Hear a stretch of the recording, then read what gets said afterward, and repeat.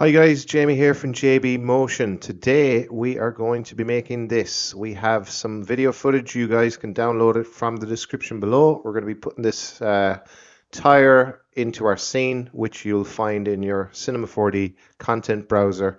And we're going to be morphing it into another Tyre, which you'll also find in your Cinema 4D content browser. We're going to be rendering this out using Redshift.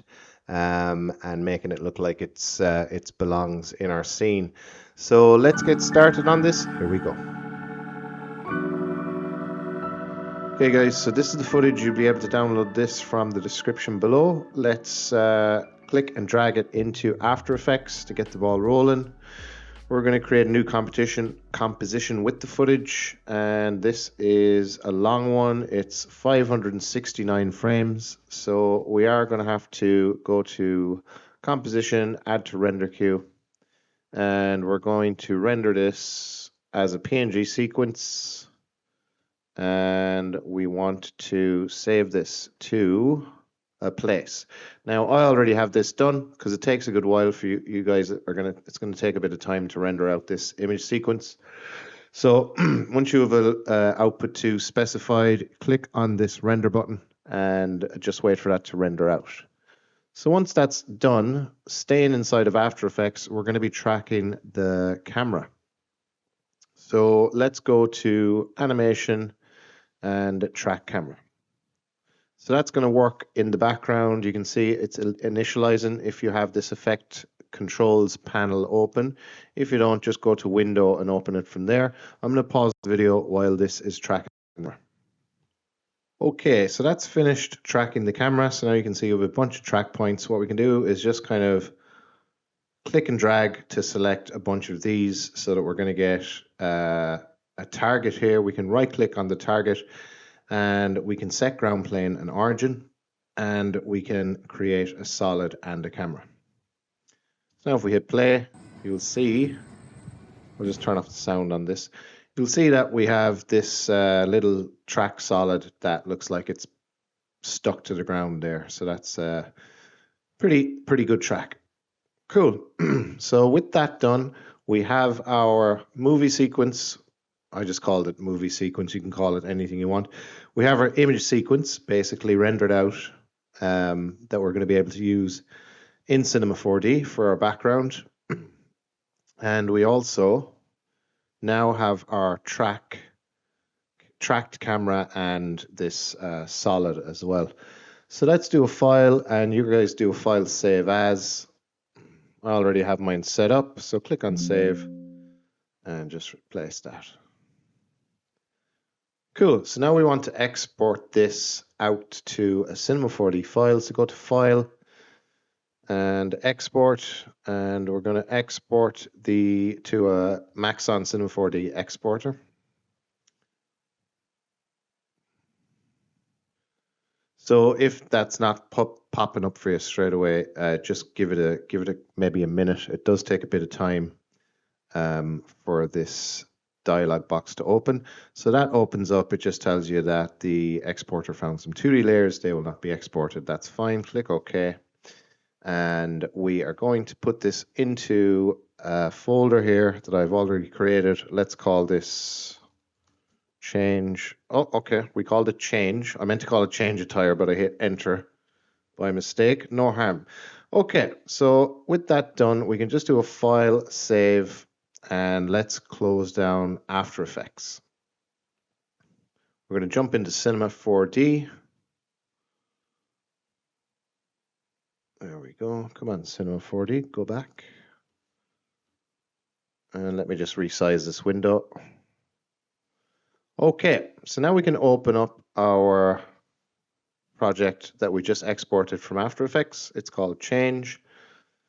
And we can change this to change a tire. And let's open that up. So you can see that we have our tracked object that we exported from After Effects, and we have our camera. If I just deselect our camera, you'll be able to see our camera somewhere. There it is there. It's pretty far away from the tracked solid. It's not that far away, but we have everything ready. So now we can set up our scene. So we're going to make sure that our render settings are in Redshift. We're going to be doing this in Redshift as usual. Let's do a file save, say yes. And we're going to create a Redshift camera. So let's grab one of those now. And we want this to follow along with the 3D tracker camera that we've already brought in from After Effects. So make the Redshift camera a child of the 3D tracker camera. And let's make it active. And now if we hit play, you can see that if we switch between both cameras, we're getting the exact same results there. Cool. Okay. Do a file save, and now what we can do is we can add our background. So go into your Redshift camera. Let's go to the background tab, click on override, and we're going to grab our movie sequence or our image sequence that we just exported out from After Effects. So I have it, let's see. So let's just click on any one of these frames, click on no, and now you can see our background is brought in. We want this to be animated, which it isn't at the moment. So to do that, just go into click on this little twiddly down button, go to the animation tab, set this mode to simple. The frame rate is, I believe, 30 frames per second. Let's just double check that from the footage. If we go to our footage, show more options, properties, I do believe this came in at 30 frames per second. We didn't have to change anything there. Where's FPS? Frame rate is blank. Okay, yeah, but it was set to 30 frames per second because I had that checked from earlier. So that's all good. So the frame rate is 30 frames per second. Click on detect frames. And now that's showing how many frames in our movie sequence or in our image sequence. So now if we hit play on that, you can see that everything's acting as it should. We can turn off this work plane. We don't really need it. And you can see that everything is hunky-dory. Okay. Let's do a file save. So now it's time to set up the Tyre animation. So we have a Tyre inside of the content browser here. We actually have the two that we're going to be using. So if you go to your content drawer here and just type in Tyre, the American way or the European way. Yeah. Maybe there is no American way, I don't know. So these are the two Tyres here that we're going to be using for this animation. So I want to set up the Tyre animation, like the morph effect, in a different scene, because you can see that this scene is it's running a bit slow. So, you know, it's probably best if we set this up in its own scene and we can copy and paste it in here then once it's done. But I want to grab this track solid, Control C, and we'll go File, New, and we can just paste this in. And we can zero out the coordinates. So just right click on each of the coordinate parameters here, and that'll center everything out. It'll reset it to default, just so we can get an idea of how big our Tyre should be once we bring it into this new scene. So let's file save this as its own separate Cinema 4D project. And we'll just call this Tyre setup. Okay, and let's grab the off-road Tyre. So you can see that's really small compared to this. So we do need to scale this up. And let's just bring it up along the Y, and we'll scale this up to like 20, 20, and 20. So even that could be a bit small. We can scale it up further though once we bring it into the other scene. And we'll grab this off-road tire and we'll do the same, scale it to 20, 20, and 20. And we just want to zero out the coordinates of this one. So just right click on the Y parameter there. So now they're both going to be aligned, and we can hide this now, seeing as we have an idea of the scale. So we have these two tires, we have this on-road, we have this off-road, and this on-road tire. So you can see they're pretty much the same size, radius-wise anyway.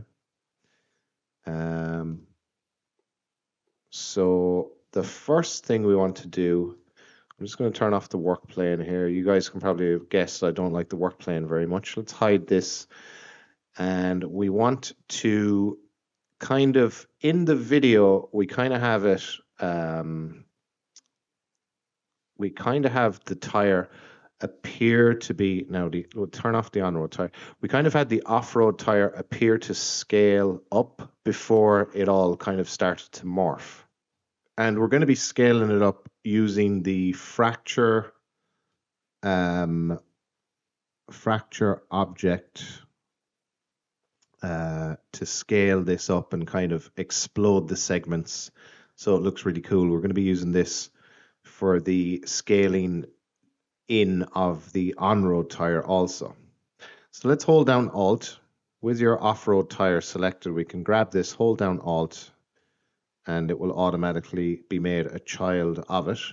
We want to basically middle mouse click on this parent, so it'll select the parent and all of the children, right click and go to connect objects and delete. So now we have just this single object. If I just go into, if I hit NB, you can see all of our segments there for our tire, and it's just this single object now. We still have something shown there when I delete that. Hang on, what have we got? Okay, I think we just need to turn off the visibility of the fracture object as well for some reason. But anyway, we have this single object now, this off-road tire, and it's a child of the of this fracture object here. So we need to create a plane effector. So make sure the fracture object is selected. We can call this off-road scale up. So this off-road scale up is what we're going to be using to scale up and explode the segments as it's doing so. And we're going to create a plane effector. Make sure this is selected and grab a plane effector. And if we go back into this, you'll see that that plane effector has been automatically added to our effectors tab. So we want to go into our plane effector and now tell it what to affect. We don't want it to affect the position, but we do want it to affect the scale.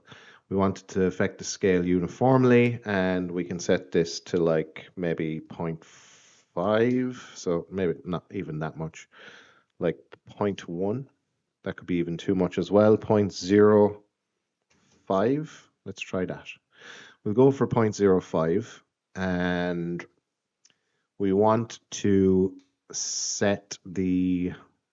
create now a field. It's going to be a linear field. So make sure your plane object selected, go into the fields tab, and let's grab a linear field. So now if we just go into our front view here and we make this, and just click on this little yellow circle, and we can make this about the same width as the tire, more or less. Jump back into perspective, and now you see if we go like this and this, it's scaling up and down. But it's not doing anything else. So what we need to do is go into our off-road scale up and set the mode to explode segments. So it's going to look very similar, but there is a difference. You'll see that there is a slight difference as to how it's scaling up. So let's leave this linear field over here, and it's actually scaled up now at the moment. We want the scale up to happen when this linear field is over here. So to do that, we just need to invert the linear field. Click on remapping in the linear field and click on invert. Now everything is basically back to normal. And now if we move our linear field, you see we get that scaling up. We could increase the effect a bit. If we go back into our plane effector, go to parameter, we can go like 0.07 maybe. Let's try that now and see what that looks like. So that's a bit more of an extra scaling up than what we had before. Okay, so now we have this, we'll just copy and paste the off-road scale up from our fracture object and paste it in here. And we have this plane effector now, and that's going to be scaling up the off-road tire. So now if we introduce our on-road tire, let's just have a look at this now and make sure that this is actually correctly lined up. We jump into our top view, you can see that it isn't, even though it is zeroed out. But I guess there's a difference in how the axis handle is set up. So let's just fix that now. So we want to bring this into the middle of our off-road tire. Let's jump into this view and we can scale this up to match the radius of our off-road tire as well. So that looks a bit better. So now that's more evenly aligned with regards to its scale. So our on-road tire now, we want it to basically, it's going to start at a scale of 0 and then it's going to scale up to a value of 1. So first of all, we can do what we did with the off-road tire. We want to turn these many objects into one single piece of geometry. So we can just middle mouse click on the parent object here, right click, go to connect objects and delete. And now we can turn off our off-road scale up fracture object there for a second. Don't worry about that. That'll go away once we have this turned on, just so we can focus on the on-road tire. So again, we need to click on the on-road tire, hold down Alt, and let's select a fracture. I keep saying fracture object, but there's a different name for these green things, these green objects. I know the blue ones are effectors. These are, oh, what are they called again? I forget. Anyway, we'll just call them objects, but that's not actually what they're called. So we're going to grab a fracture. Where is fracture? Is it in? Yeah, it's under this one here. Hold down Alt, so it's automatically, the selected object's automatically added as a child of it. And this is going to be our on-road scale up. So that's our on-road scale up. And we want to create another plane effector for this. Let's just bring it down beside it to keep everything organized. So this is going to be our on-road scale up plane effector. So we can just call it that. If you want to be even more organized, you can keep the word plane in there just so you know it is a plane effector. But I'm okay just identifying it by the icons there. So this is going to be our on-road scale up. We're going to need to go into our parameters tab, and we don't want to affect its position.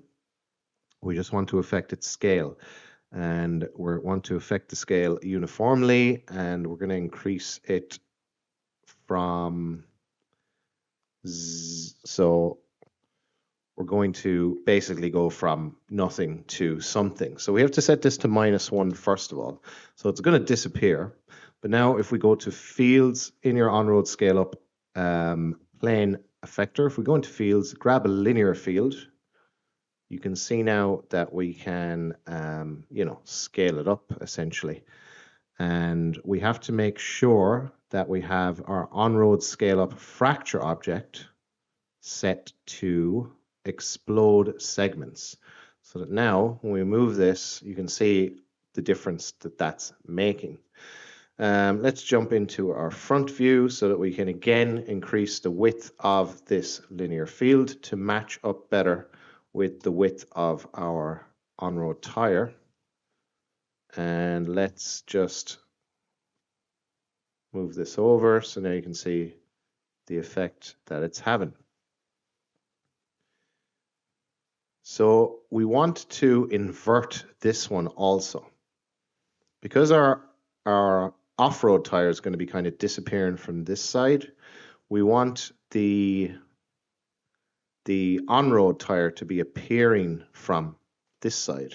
So let's grab our linear field, go to remapping, and we can set that to invert. So now if we click and drag, you can see that we're getting the effect that we're after. Let's leave this over here. We're going to turn back on our off-road scale up fracture object.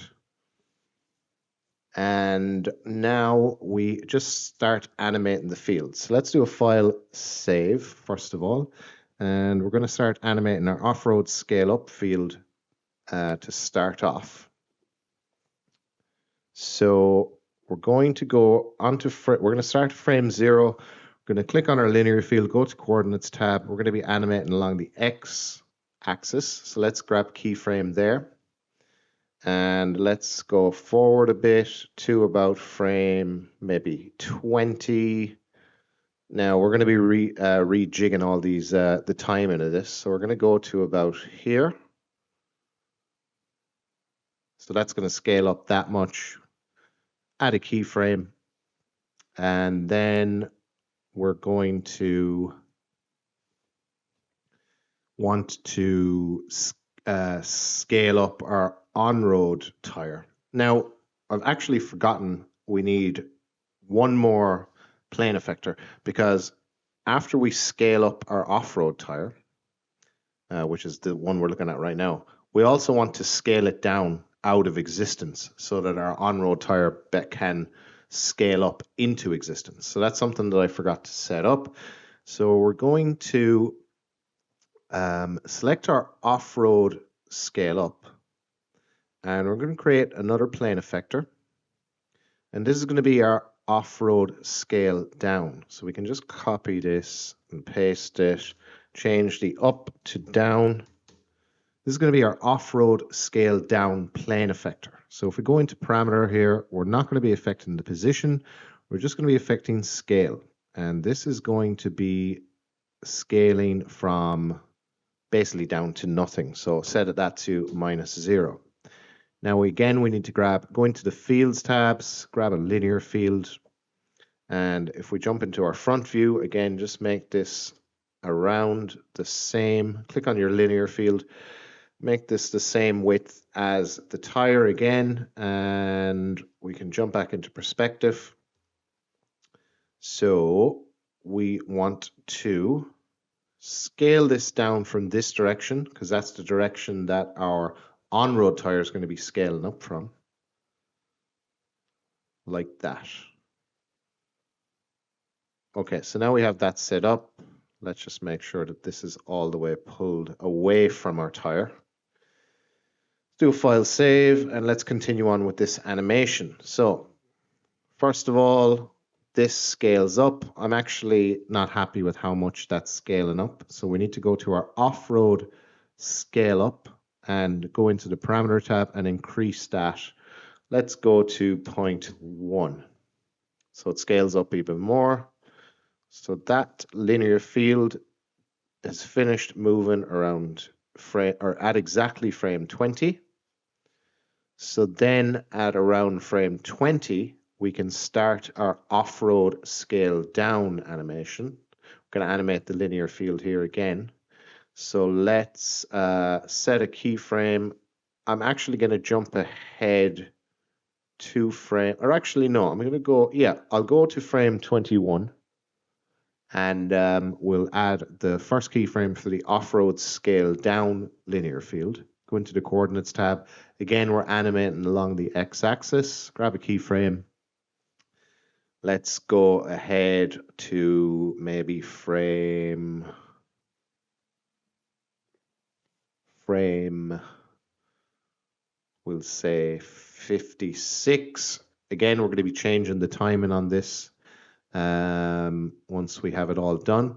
Let's move the linear field, so that's going to scale down. We could actually play with the rotation parameter as well, so we actually get some rotation. Instead of these just shrinking, they're actually going to rotate as well. So if we go to our off-road scale down, we can go to our parameter tab and turn on rotation and just kind of maybe get that to rotate like maybe 180 degrees, maybe even further, something like that. And if we, no, we'll only get it to rotate 90 degrees. And when this linear field goes out of the way of the wheel, that's completely disappeared now, and it has some nice rotation animation going on as well. Rotation animation. And now we can set a keyframe on the linear field in the coordinates tab, set a keyframe on the X. Now if we watch that back, so it looks like it's calculating the object hierarchy here is important. Or actually, we have something done wrong here in our keyframes. Somehow, let's open up our dope sheet and let's click on this. Okay, so this is the X parameter here. We have it set to the center of the tire for some reason. So let's just pull that away. Set the first keyframe to be here. So now if we go back to frame 0, so you can see it's going to scale up and then it's going to start scaling down. So that has to happen a lot faster, I think. So let's bring this back. This is our scale down keyframes. So that scales up and then that scales down. I don't know if we need, so if I hit tab on my keyboard, if I select these keyframes, you can see we have this easing in and easing out. I don't know if we need that. So to get rid of that, just select all of the keyframes. You can do it here or in the other view and hit L on your keyboard. That will make the animations linear. So I just want to see what that looks like now.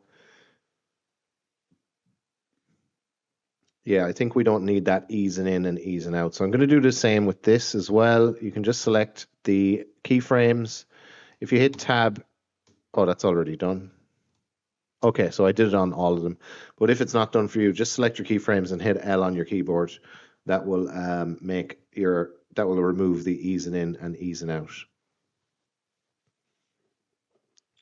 So I feel like it's still too slow. So we can just grab all of our keyframes, put your mouse over here and just click and drag.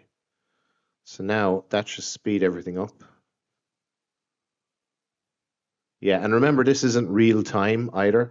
So if you kind of want to get a better idea for real time, you're going to have to turn off all frames here so that we're not going to actually, it's going to skip frames basically, just like you would in After Effects.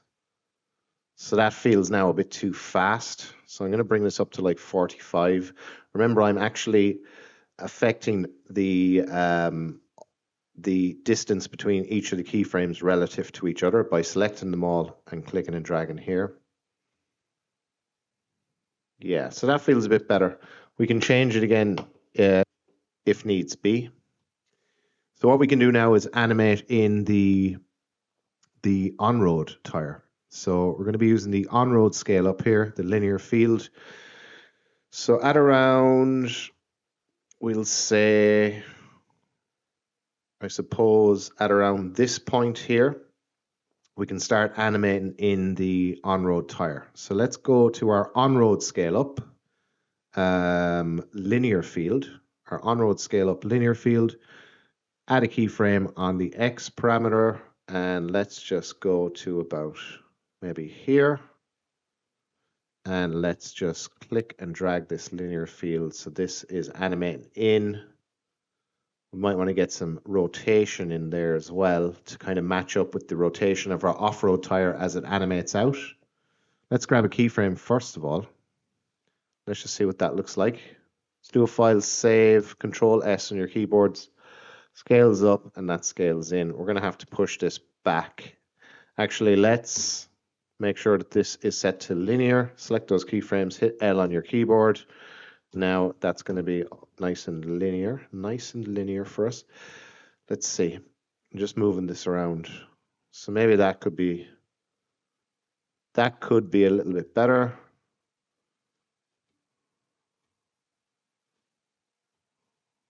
I don't know. Let's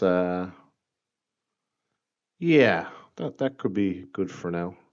Again, we want to get some rotational animation in the. That kind of looks cool. Let's go to our on-road scale up, go to the parameter, turn on rotation, and let's just try -90 on this so that the off-road tire rotates 90, and then the on-road tire comes in and rotates -90. So that's pretty cool. So that will work quite well. We might want to increase the time it takes for the on-road tire to scale up. So I just did that there. And we might want to have it kick in a bit sooner. So just drag that back a bit. Yeah, I'm liking that. Okay, so let's file save that. And there's some weirdness going on up here. I don't know what that is. Well, it's obviously part of a tire, but I don't know why it's there. Click on your on-road tire object if you're seeing this. Go into polygon mode. Took me a while to, I just hovered over it to figure that out. Let's grab our rectangle selection tool, go into our front view, and let's just select all of those polygons. Let's hit delete. Okay. So far, so good. It's looking pretty good. But we can make it look better with some spring in our steps. Ignore that. I don't know why I said that. But anyway, we will be using some spring in our effectors to really kind of make this feel a bit more organic. So we want to go to the, we'll do it in the on-road scale up. And if we go to the fields tab, we can grab a delay effector. Yeah, so now we'd be able to set this to spring, crank that up to 100%, and let's see what that looks like. So that doesn't do anything because I don't know why. Seems like our tire has just disappeared now. Oh yeah, so let's turn off this clamp. Let's try that again.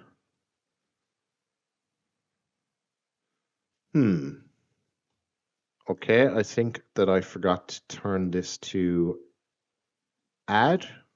Okay, so we have it back now.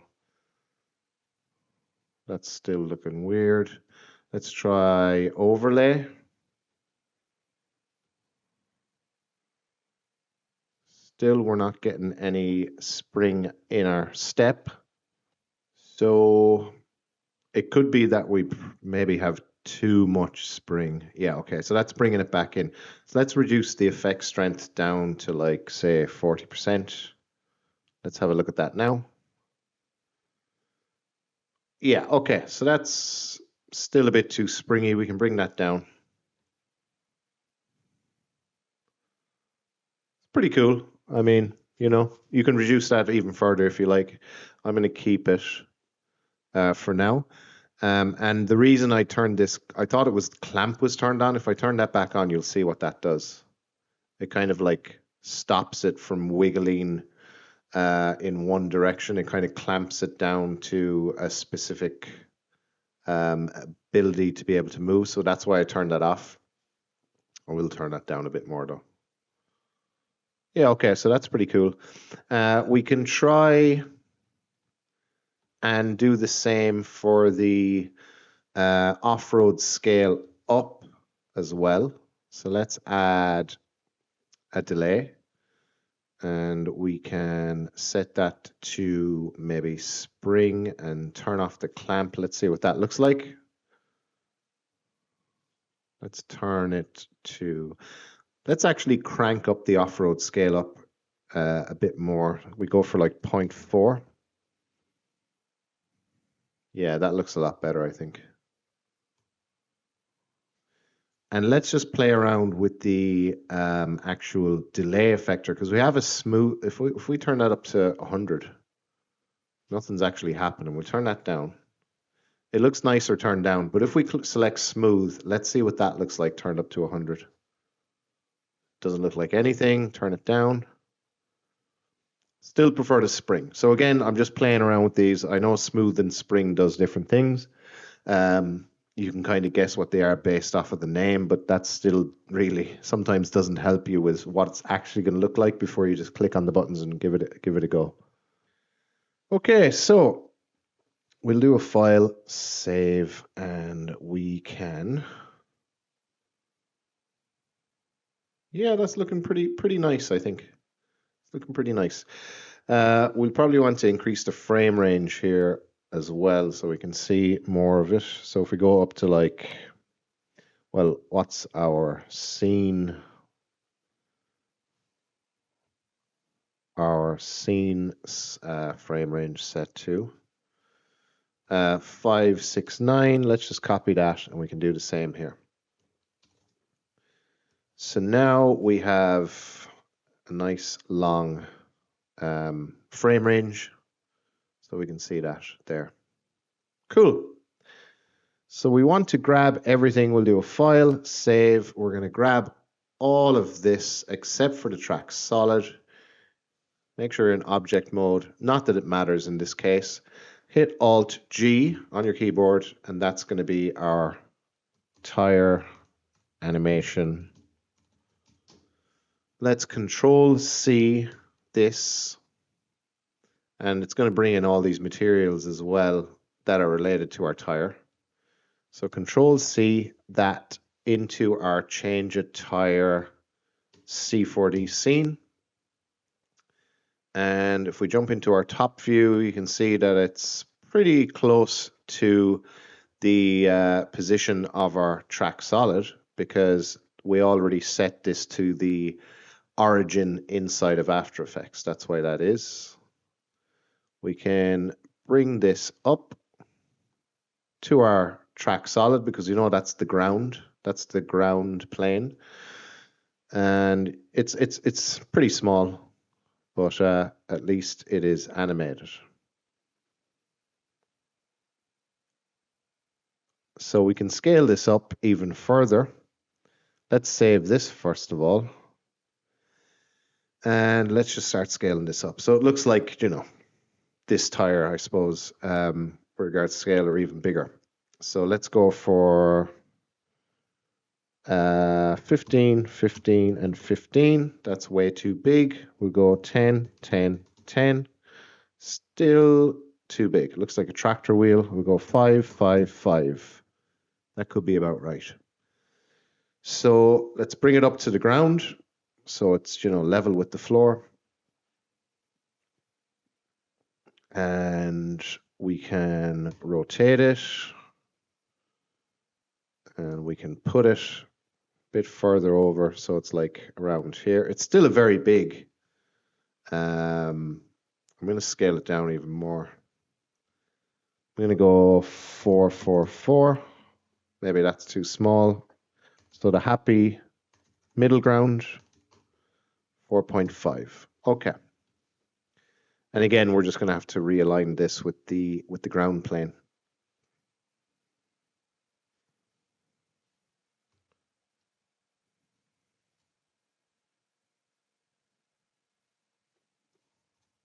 Okay. So now if we hit play, we can watch that back. Cool.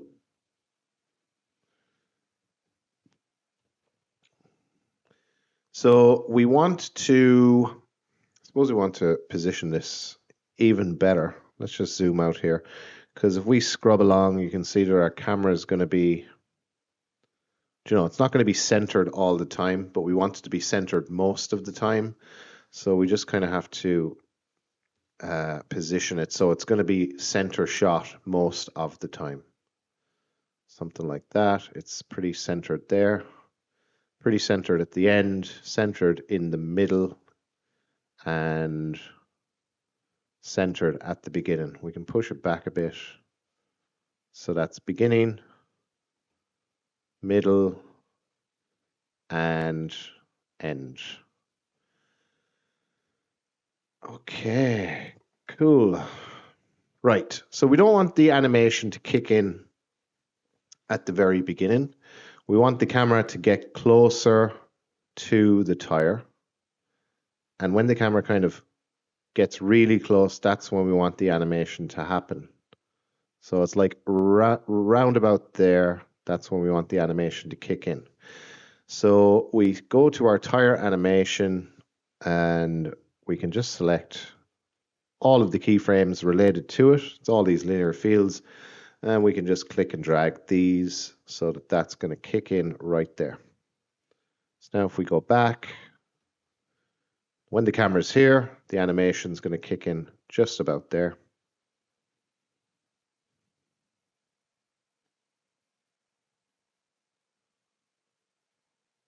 Cool. So that delay looks less exaggerated now that the camera's kind of looking down on it. So we might just increase that delay factor on the off-road scale up. Let's see, where are we? Off-road scale up, fields, delay. No, we're going to be doing this on the on-road scale up, sorry. On-road scale up, delay. Let's crank that up to like that value and see if that looks any better.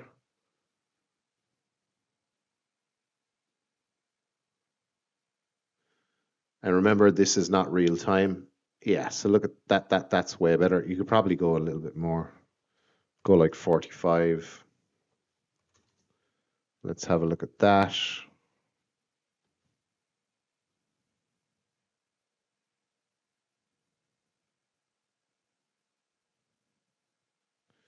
Yeah, I'm liking that much better.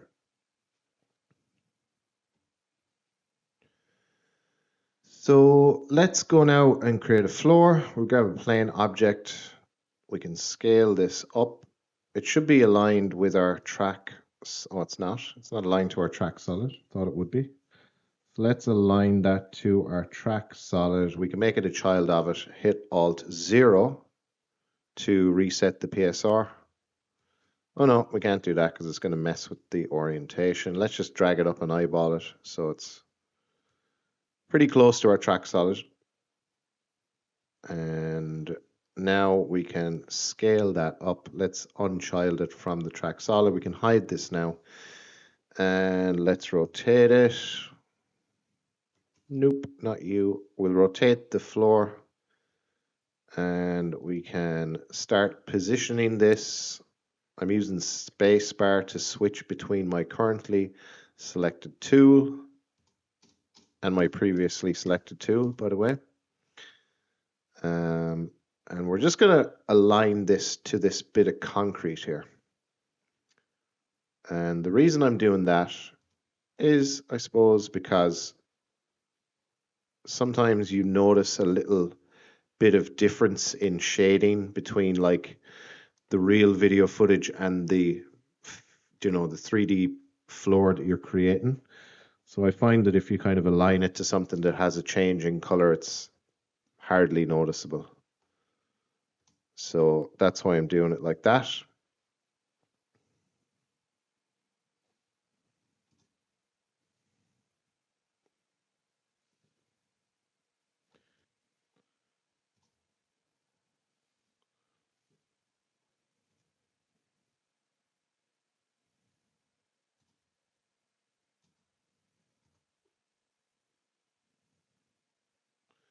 So just roughly aligning it to that bit of concrete there. If we turn that off and on, you can see it's pretty well aligned.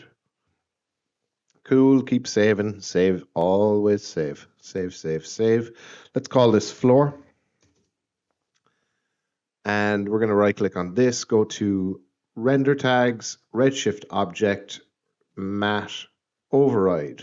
Click on enabled, and we're going to turn on enabled.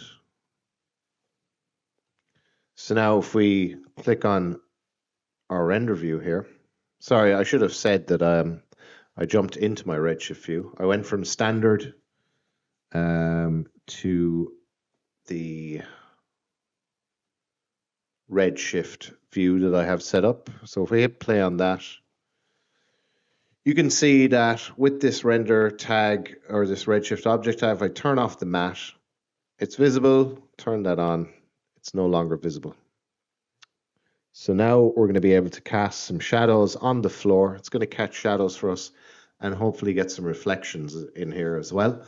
So to do that, we need a light. So we're going to grab a light. We're going to grab a dome light. And I'm going to keep saving. I'm addicted to saving because I've been burned way too many times before. So I'm like a save-aholic now. OCD saver. We're going to go into object. We need a HDRI for this. So if we just go to our little thingamajigger, our content drawer here, content browser, I should say. That's the Unreal Engine called the content drawer. Content browser, type in HDRI, and I think I had it, I forget the name of it. Let's just find it. I think it was like down the bottom. So yeah, if you search for HDRI roof, it'll come up. It was this one. Let's click and drag this into the path of our Redshift dome light. So now you can see we're getting some shadows cast on our floor. I want to mess with the orientation of this dome light also. Let's close the content browser down, do a file save, and go into the coordinates of our dome light. And I'm going to mess around with this a bit.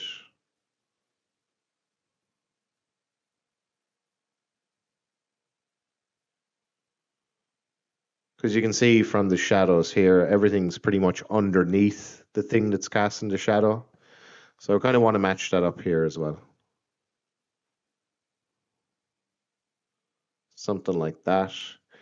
For the reflections, let's just first of all file save. We'll make sure that our tire is still aligned with the floor.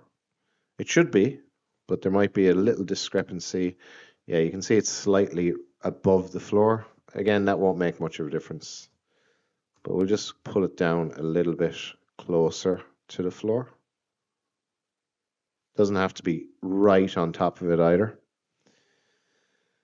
And reflections. So we want to get some reflections in this floor because, you know, this is wet and it should be reflective. So if we go to our Redshift object tab, in the matte tab, let's crank up reflection scale. We'll actually just crank all of these up. Maybe not diffuse scale. And we are still not really getting any reflections. So maybe we can like increase the exposure of our dome light.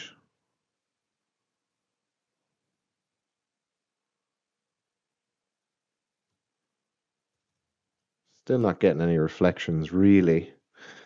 Oh, we need to create a material. Let's actually bring that back up again. Let's create a node material for our floor.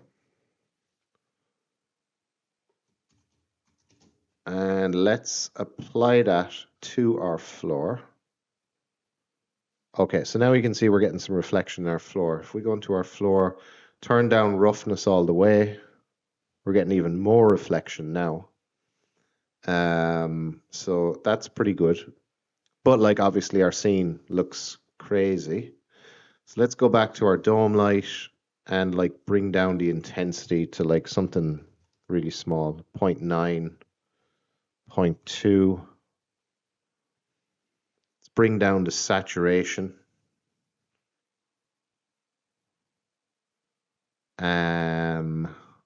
let's see, what else can we do? Okay, so we need to start building materials for this tire also. So you have the reflection is still there. But, you know, if we bring up the intensity, it comes back a little bit stronger. But it's still kind of like, you have to kind of balance it, I suppose. We bring it down to 0.2. We're getting some reflection. It's hard to see, but it is there. Let's now try and apply some materials to this, because these are all standard materials. So, you know, they're not going to render well in Redshift. So if we do a file save, so I'm going to open up a file that I was working on before when I was kind of figuring out how to do this. And I'm going to grab the Redshift Tyre material. So I'm going to grab this and just copy this into the scene that we're working on.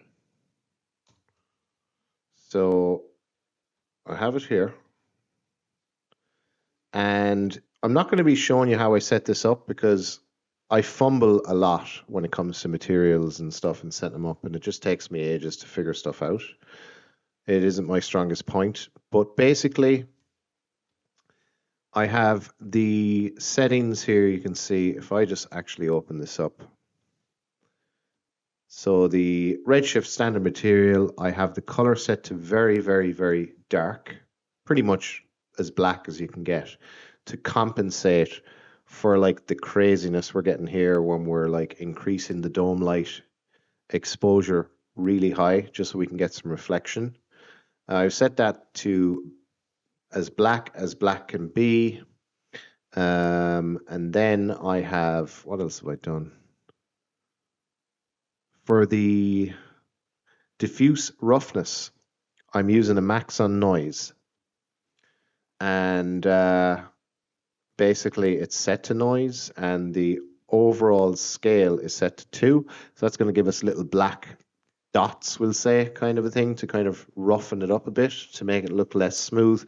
And I've also grabbed this scratches texture from the content browser, and I've applied that into a bump map node into the input, and that's going to be cranking up the bump map.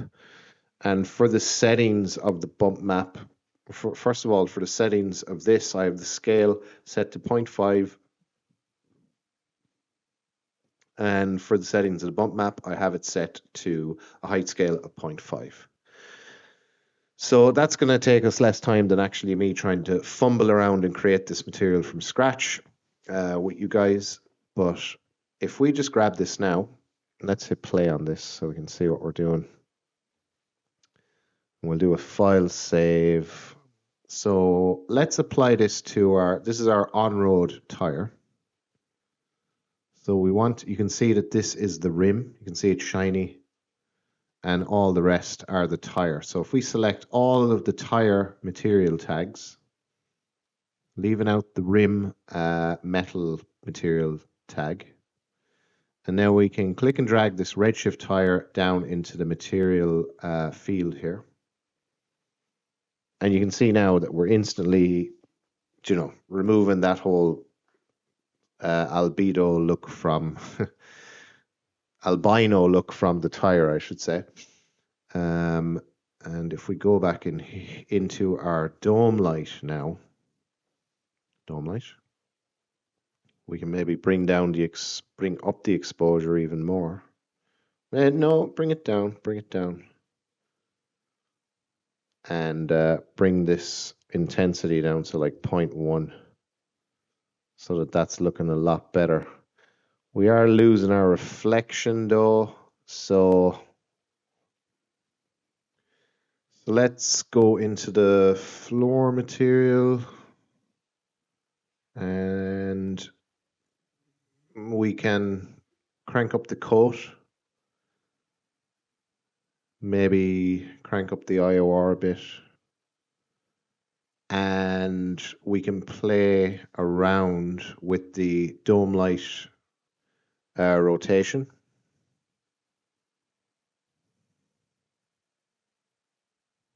So you can see we're getting some reflection there now. Now it might be hard to see with the YouTube compression, but if I turn off the floor,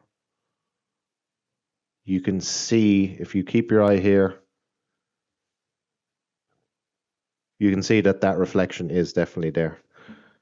So let's file save that. So we did, as we've set up a Redshift Tyre material for the actual tire, we need to do the same for the rim because it's using a standard Cinema 4D shader at the moment. So again, I'm not going to be going through how I set this up. I'll just fumble. So I'm going to go into the project that I was working on before. I have the metal steel. I think I just got that from the content browser. Let me see. Off-road tire. Oh no, okay, I actually created my own. So I created this rims Redshift material. I have the metalness cranked up to 1. Let's just make this more visible. I have the metalness cranked up to 1. The reflection weight, I've brought it down a bit, and the roughness I'm driving with this max on noise. The settings for this, again, it's just type noise, and the overall scale is set to 1. I didn't change anything in the output. I have this texture, which is basically, I found this in the content browser. It is the it's one of this, it's the scratches 01 can be found in there.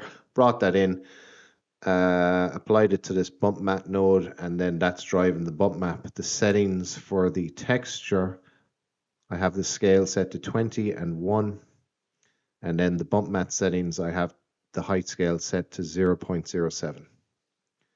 So let's grab the rims, Control C, bring this into our project, Control V that in, and I'm going to apply that to the rims of our on-road tire. Let's select it here. This is the standard Cinema 4D material, and we're going to grab the rims and apply it to that. So now if we hit play here, you'll see what we get. We need to apply the Redshift tire material to the off-road tire also, because we haven't done that yet. So let's make sure that we're selecting only the tire materials, material tags, I should say. And then let's apply that tire Redshift. If we just go back to frame 0, if I undo that and redo that, you can see that we've applied that correctly. And then we just need to find the metal part, which is here. Select all of those, and let's apply the rims Redshift material to that. Another thing that I did to kind of help the lighting is I created a kind of a plane, and I scaled this right up. Jump into the top view here. So I scaled that right up, and I rotated it so that it's going to be basically bouncing light and casting shadows to a certain extent on the tire, and also blocking light as well. So the sky dome is surrounding the whole scene, but in real life, you know, if we turn this off, you can see like we're getting way too much light coming in here. If we turn that on again, it's looking a bit more realistic, you might say.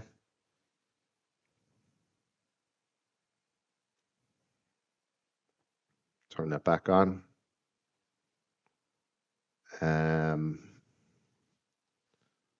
Just deactivate the camera here, kind of set this up a bit better.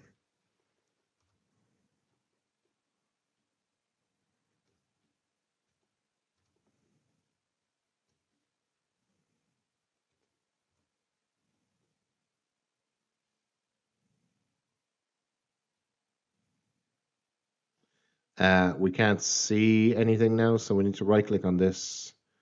Go to, where are we going? Render tags, Redshift object tab, go to the visibility and turn off the primary rays.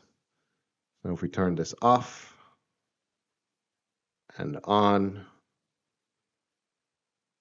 you can see that we're getting a bit more of a realistic lighting setup. We need to make sure also that if we scrub forward here, it's casting a shadow here, which I kind of like, because when I shot the video, there was actually a garage here, and it was, you could imagine it would be casting a shadow. The shadow actually looks quite realistic, but we just have to make sure that we're not cutting, we're not seeing the edge of that shadow that's being cast by the plane, if that makes sense.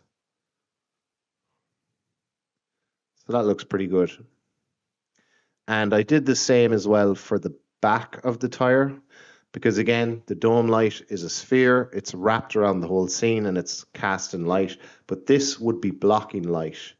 So let's just grab this plane, jump into our top view, hit E on your keyboard, hold Control, and let's click and drag to duplicate that, bring it up, and try and find a good view for this. Going to rotate this.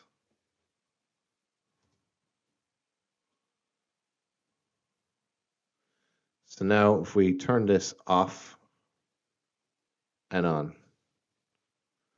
So in this case, it's not making much of a difference to our lighting. If I scale it up, no, it's not making much of a difference. So I'm just going to get rid of it. It looked good in the previous setup, but there's no point keeping it if it's not actually doing anything to improve the visuals of this lighting setup.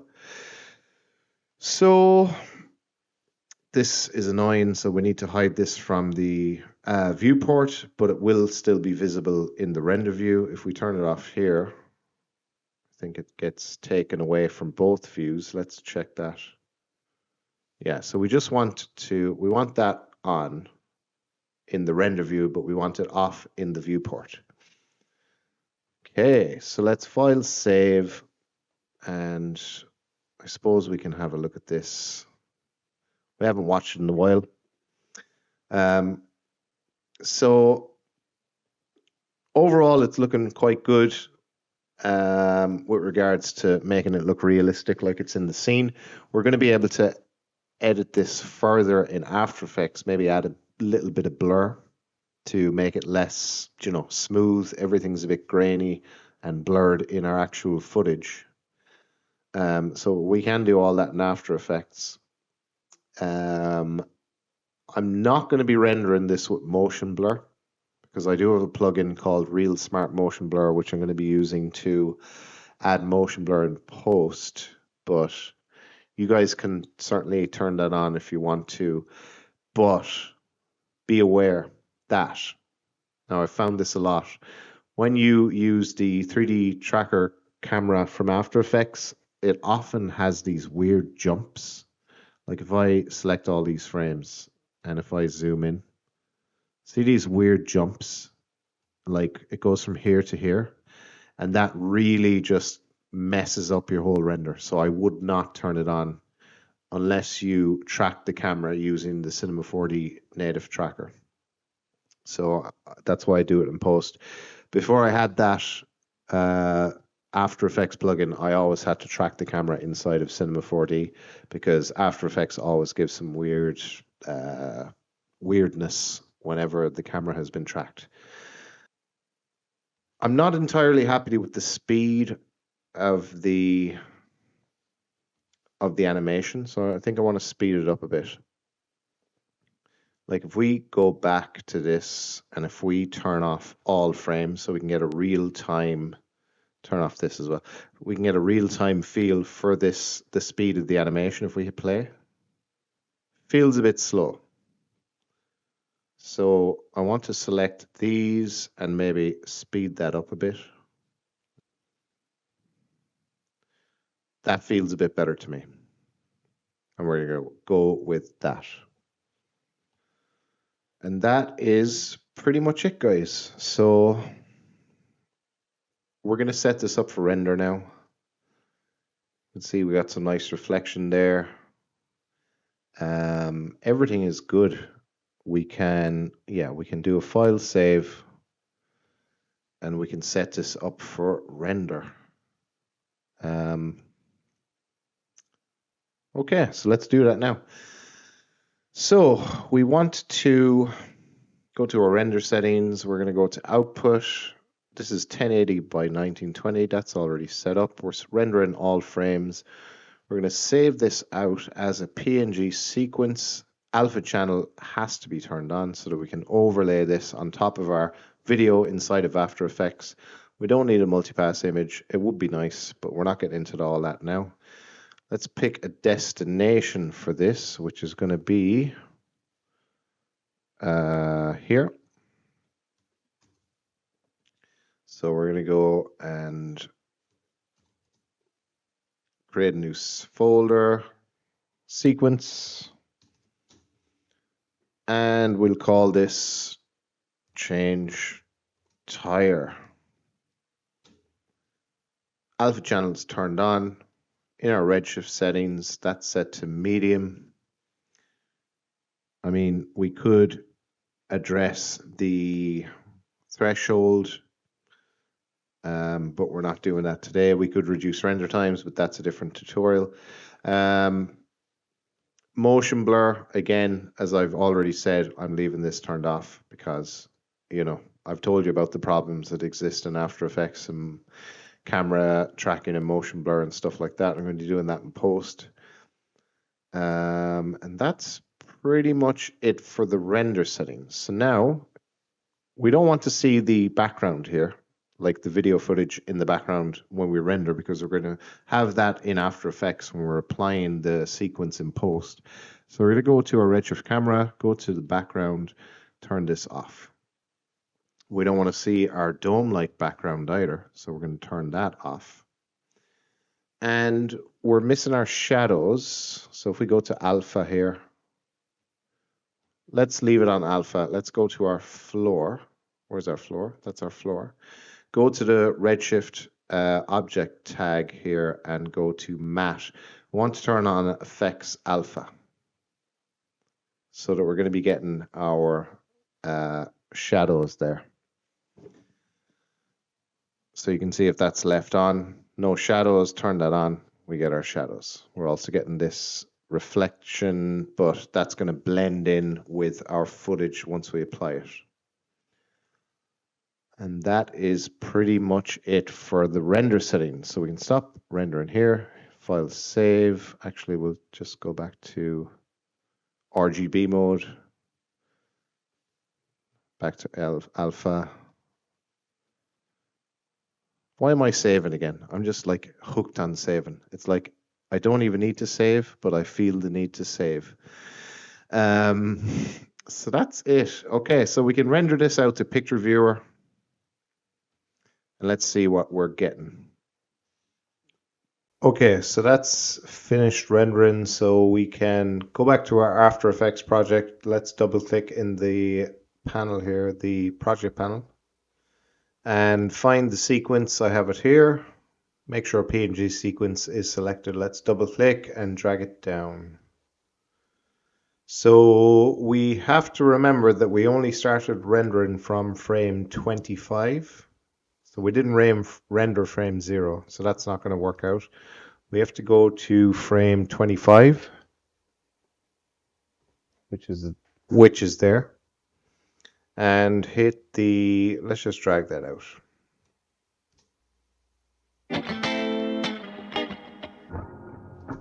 Sound effects, I mean, you guys can add your own. I got this.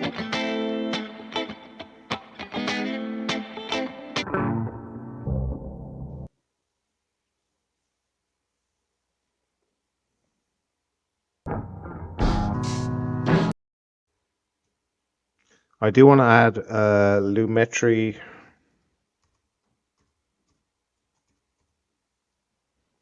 Can't spell, obviously. I want to add lumetri to the sequence and maybe crank up the highlights.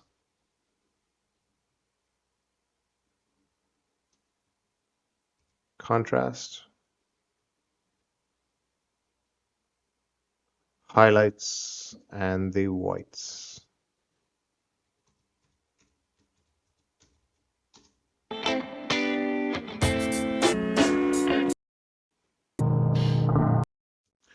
Let's have a look at that.